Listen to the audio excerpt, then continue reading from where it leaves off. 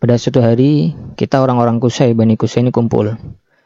Mereka berkata, bukankah kita pemilik partai? Bukankah kita yang sudah ngurusi haji? Bukankah kita yang memiliki bendera kesatuan? Bukankah kita yang menguasai dan megang kunci Ka'bah? Pertanyaan-pertanyaan seperti ini, akhirnya Hakim merasa, oh, kita kan sudah punya apa-apa. Udah punya partai, udah punya ini, punya itu, udah nguasai ini, nguasai itu. Apa yang ikut Nabi? Da'watu li afradil musyrikina mimman la yuslim. Dakwahnya Nabi kepada orang-orang musyrik yang tidak mau memeluk Islam. Da'watu li Abi Jahal. Ajakan Nabi kepada Abu Jahal untuk memeluk Islam. Akhrajal Baihaqi anil Mughirah bin Syu'bah. Al-Baihaqi meriwayatkan dari Mughirah bin Syu'bah. Qala, ia berkata, Inna awwala yaumin araftu fihi Rasulullah sallallahu alaihi wasallam. Sungguhnya hari pertama kali aku mengenal Rasulullah sallallahu alaihi wasallam. Anni amshi ana wa Abu Jahal fi ba'di azqati Makkah. Aku berjalan bersama Abu Jahal bin Hisham di beberapa lorong di kota Mekah. Izlakiyana Rasulullah sallallahu alaihi wasallam. Tiba-tiba Rasulullah menghampiri kami. Faqala Rasulullah li Abi Jahal. Lalu Rasulullah SAW berkata kepada Abu Jahal, Ya Abul Hakam, halumma ilallah wa ila rasulih. Wahai Abul Hakam, marilah ke jalan Allah dan Rasulnya. Ad'uka ilallah, aku mengajakmu kepada Allah. Faqala Abu Jahal, Ya Muhammad, hal anta mungtahin an sabbi alihatina. Maka Abu Jahal menjawab, Wahai Muhammad, mengapa engkau tidak henti-hentinya mencela dewa-dewa kami? Hal turidu illa an nasyhada annaka qad balagta. Apakah yang kau inginkan hanya agar kami menjadi saksi bahwa engkau telah menyampaikan pesan? Fanahnu nasyhadu an qad balagta. Maka kami akan menjadi saksi bahwa engkau telah menyampaikannya. Wallahi, maka demi Allah, la anni a'lamu annama taqulu haqqun. Jika aku tahu bahwa apa yang engkau katakan adalah benar, lattaba'tuka, aku pasti akan mengikutimu. Fansarafa Rasulullah sallallahu alaihi wasallam. Rasulullah SAW kemudian meninggalkan kami, atau beliau berpaling. Wa aqbala alayya faqala. Abu Jahal menoleh kepadaku, kemudian dia berkata, Wallahi inni la'alamu annama yaqulu haqqun. Demi Allah, aku tahu bahwa apa yang dikatakannya adalah benar. Walaki yamna'uni syai'un. Tetapi ada sesuatu yang menghalangiku. Anna Bani Qusayyin qalu. Bani Qusay berkata kepadaku, Fi'inal hijabah fakulna na'am. Bukankah kita pemilik juru kunci Ka'bah? Dan kami menjawab ya. Thumma qalu fi'na siqayah fakulna na'am. Lalu mereka bertanya, bukankah kita yang memberikan pelayanan minum orang-orang haji? Dan kami menjawab ya. Thumma qalu fi'na nadwah fakulna na'am. Kemudian mereka bertanya, bukankah kita pemilik tempat berkumpul? Atau bukankah kita pemilik partai? Kalau zaman sekarang. Dan kami menjawab ya. Qalu fi'na liwa fakulna na'am. Lalu mereka berkata, bukankah kita pemilik bendera kesatuan? Dan kami menjawab ya. Thumma at'amu, kemudian mereka makan. Atau kemudian mereka mempersilahkan makan. Wa at'amna, dan kami makan atau kami mempersilahkan makan. Hatta idza tahakkatir rukab, ketika kami merasa sama-sama mulia dan sama-sama berpengaruh. Qalu minna nabiyyun famata nudriku hadi. Mereka berkata, di antara kita ada seorang nabi. Kapan kita akan menemui orang ini? Wallahi la af'alu. Saya, Abu Jahal menjawab, demi Allah, aku tidak akan melakukan itu. Saya tidak akan menemui nabi itu. Kadza fil bidayah. Demikian dalam kitab Al-Bidayah. Wa akhrajahu aidan Ibnu Abi Syaibah binahwi. Ibnu Abi Syaibah juga meriwayatkan hadis ini dengan teks yang sama. Kama fil Kang, sebagaimana dalam kitab Kanzul Umal.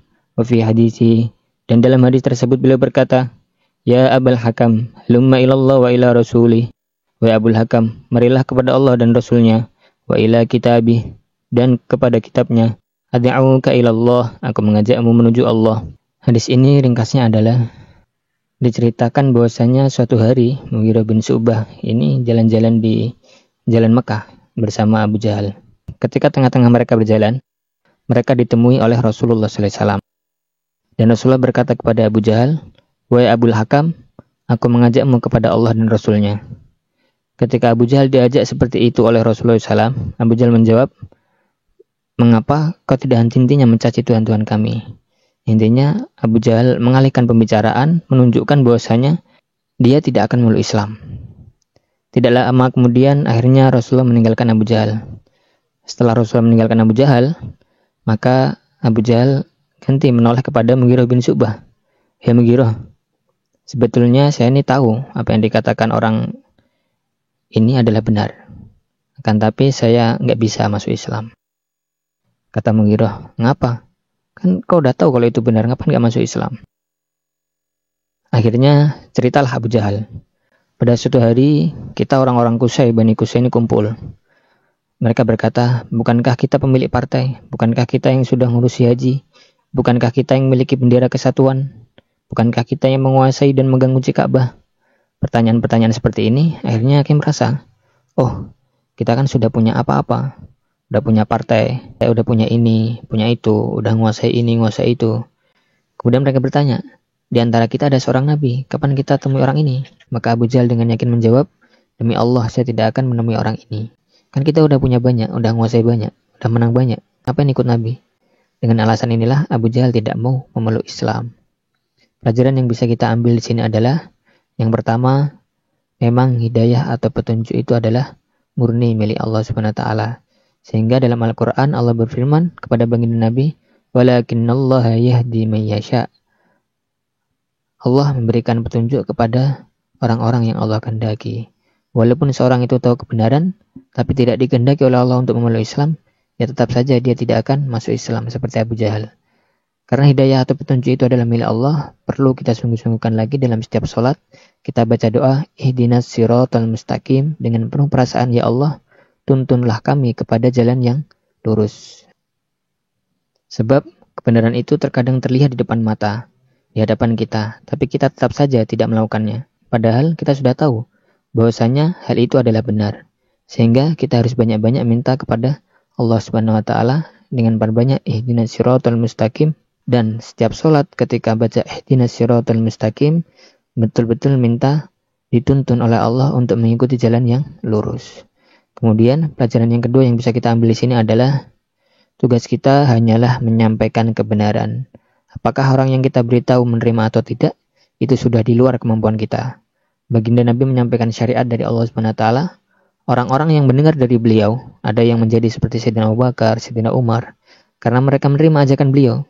Tapi ada juga yang menjadi seperti Abu Lahab, Abu Jahal, karena tidak menerima ajakan beliau. Baginda Nabi yang mengajak saja, ada yang tidak ikut. Apalagi kita. Dan Allah berfirman dalam Al-Quran surat Al-Asr, seluruh manusia dalam keadaan rugi, kecuali orang-orang yang beriman, amal soleh, saling menasihati dalam kebenaran, dan saling menasihati untuk selalu bersabar. Innal insana lafi khusr illal ladzina amanu wa 'amilus shalihah wa tawashaw bil haqqi. Saling menasihati dalam kebenaran, wa tawashaw bis sabri, dan saling menasihati untuk selalu bersabar. Dan dalam sebuah hadis, baginda Nabi juga bersabda, "Naddarallahu imra'an sami'a minna hadisan faballaghahu." Semoga Allah mencerahkan wajah seseorang yang mendengar satu hadis dari Nabi, kemudian dia menyampaikannya. Kemudian pelajaran yang ketiga yang bisa kita ambil di sini adalah jangan sampai apa yang kita miliki membuat kita malah jauh dari Allah Subhanahu wa taala.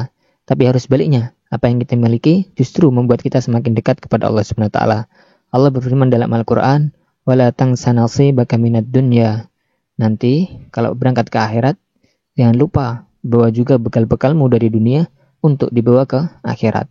Untuk berangkat ke akhirat itu bekalnya gak hanya sholat, puasa, zikir, dan lain-lain. Tapi berangkat ke akhirat itu bisa juga bekalnya adalah uang, harta, atau tanah yang kita miliki. Jangan sampai nanti sampai di akhirat ditanya malaikat, Pak Fulan, zakat uang 200.000. Lupa malaikat, ketinggalan di dunia. Pak Fulan, zakat 2,5 kilo beras. Lupa, ketinggalan lagi. Pak Fulan, haji udah berangkat belum? Lupa juga malaikat. Dulu saya sibuk ngurus bisnis. Ya jangan seperti ini. Seandainya tanya malaikat, Pak Fulan maju. Malaikat, zakat gimana? Uang zakat 1 juta dulu udah saya transfer. Saya kasih ke fakir miskin. Uang sodako 1 juta. Udah saya transfer juga, saya kasih tangga yang kesusahan. Tanah 2 kapling. Tanah 2 kapling udah saya transfer juga, saya wakafkan jadi masjid dulu. Akhirnya Pak Fulan tadi tanya, ketika mungkin merasa zakat sudah, sodako, zukat, dan lain, akhirnya tanya, HP ada nggak malaikat? Dulu saya sering share-share ayat Quran, hadis Nabi lewat HP. Kata malaikat, oh iya ada. Saldo cukup, silakan masuk surga. Nah, kalau seperti ini kan enak. Karena Allah berfirman dalam Al-Quran, ma'indakum yanfad wa ma'indallahi baq. Apa yang ada di sisimu akan lenyap, dan apa yang ada di sisi Allah adalah kekal.